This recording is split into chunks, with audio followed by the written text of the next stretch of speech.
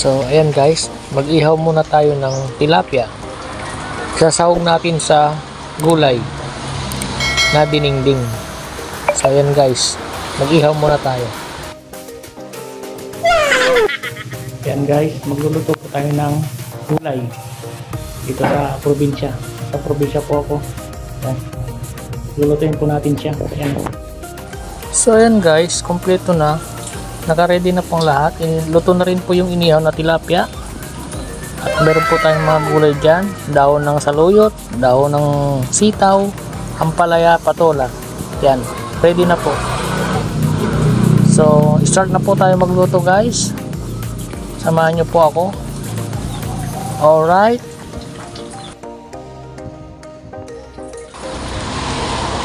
So, ito na po. Nagpakulo po tayo ng tubig. Nagpakulo po tayo na may kasama po siyang luya at saka sibuyas. Yan. Lalagyan po natin siya ng bagoong na isda. Yan. Ito po yung bagoong na isda guys. Ito. Yan po yung pinaka ano natin. Asin natin at hindi tayo maglalagay ng asin. Ito pong bagoong na isda ang ilalagay po natin sa ating dinengdeng na gulay. Yan. Napakasarap po nito guys. Ganito po sa amin sa probinsya. Yan. Bagoong na isda ang aming nilalagay, hindi po asin. Yan. So titimplahin natin yan guys. Ayan. Dito sa kumukulong tubig. Ayan. Siyempre gamitan natin ng streamer kasi meron po itong mga tinik ng isda. Ayan. Wow naman! Wow! Wow! Alright. Yan po. Ganyan.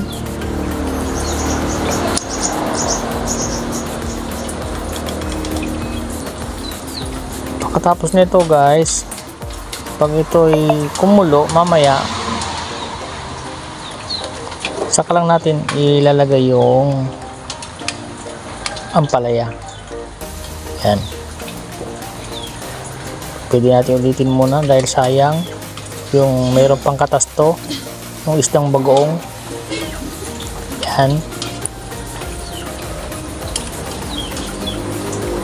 Ganito po pagluluto namin sa probinsya ng ang dinengdeng. Mabango po siya kasi bagoong. Yan.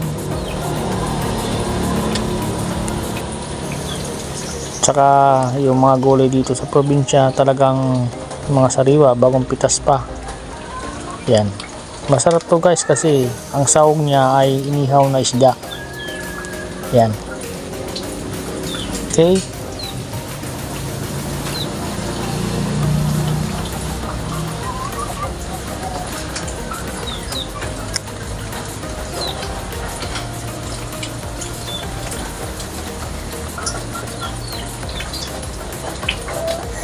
Tapos guys, ilalagay na natin tong ano, tong ampalaya. Unahin natin siya kasi matigas to eh, kaya unahin natin siyang ilagay yung matitigas na gulay. Siyempre itong ampalaya ang unahin natin ilagay. Yan. Mamaya na yung mga dahon, huli na po. Yan.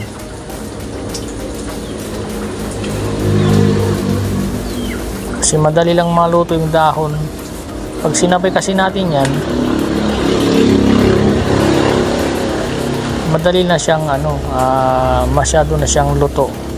Kaya unahin po natin yung mga matitigas na gulay tulad ng ampalaya. Yan.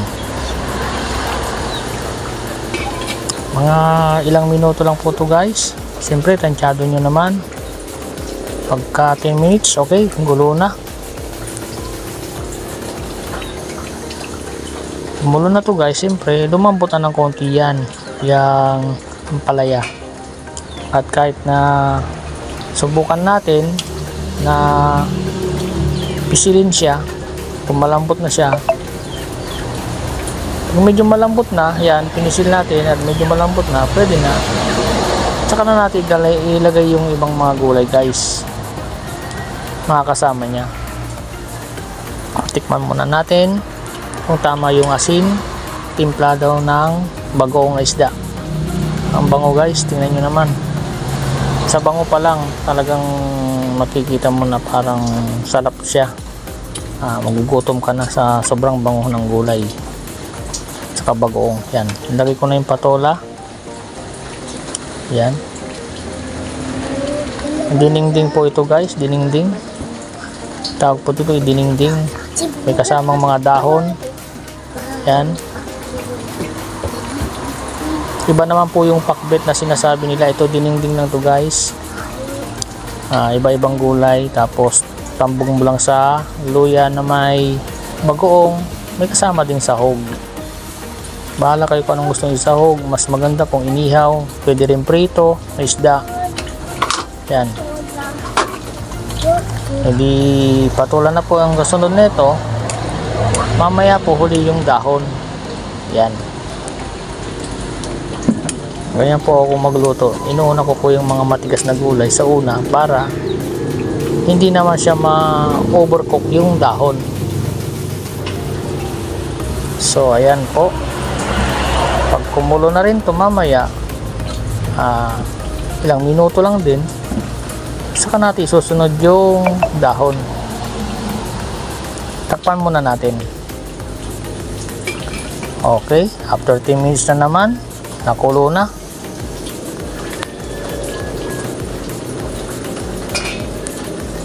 Hindi lang, 5 minutes lang pala, sorry, maganyan lang. Okay, ito na naman, dahon na ilalagay natin.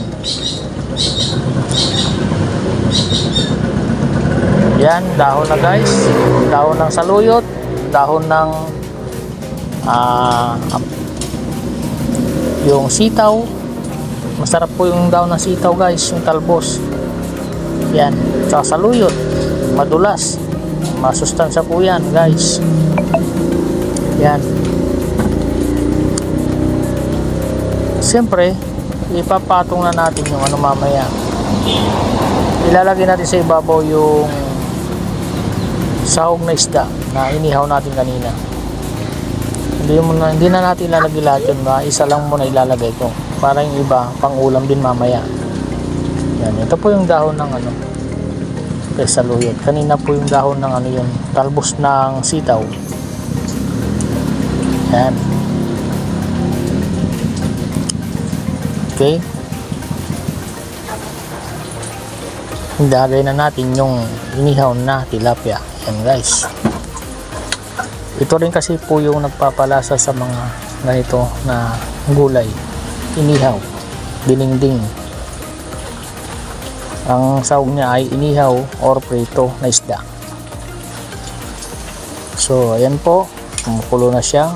Mayat-maya luto na po to, kasi nga po nahuli na rin yung dahon, nauna yung mga matitigas na gulay. Kaya yan, madali lang po maluto yung dahon. So ayan, ang bango, makakagutom na. Dito po sa probinsya, ganito po talaga ang recipe nila na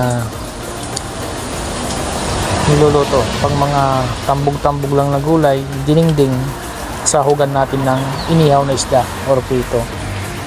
Dabis na po yung guys, tikman natin. So ayun, tama lang timpla. Takpan muna natin para mamaya sure na ako, sigurado luto na to. Okay, after 5 minutes na naman, luto na. Ayun, luto na guys, tama-tama na to. Okay, alright, lagyan na natin sa mangkok at pwede na tayong kumain. Yan, tamang-tama sa aming tanghalian dito guys sa Pangasinan.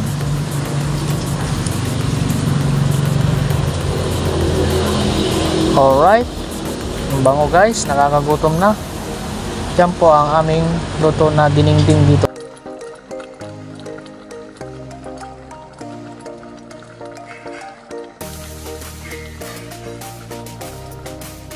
Yan guys, tikman natin ngayon yung niluto nating dinengdeng. Yan. Tikman natin kung tama lang yung ano niya, alat niya sa bagong na isda. Sarap to guys. Oh. Yan. Tikman natin.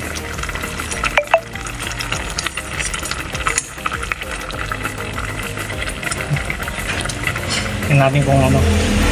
Tama lang yung timpla.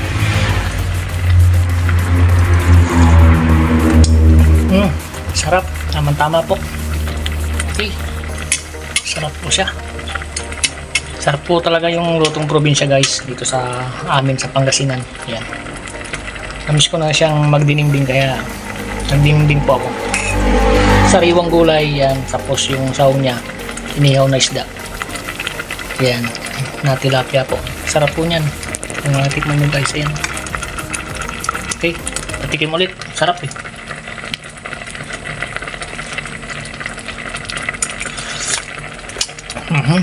Suabe. Sarap.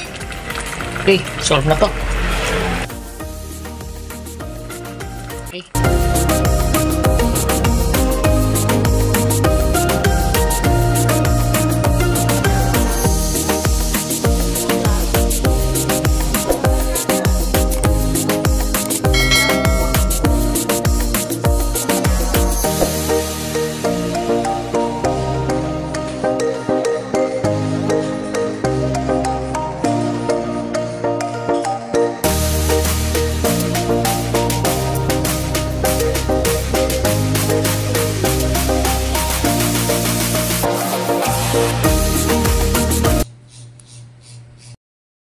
Thanks for watching. Subscribe Rob's Vlog. Like and share.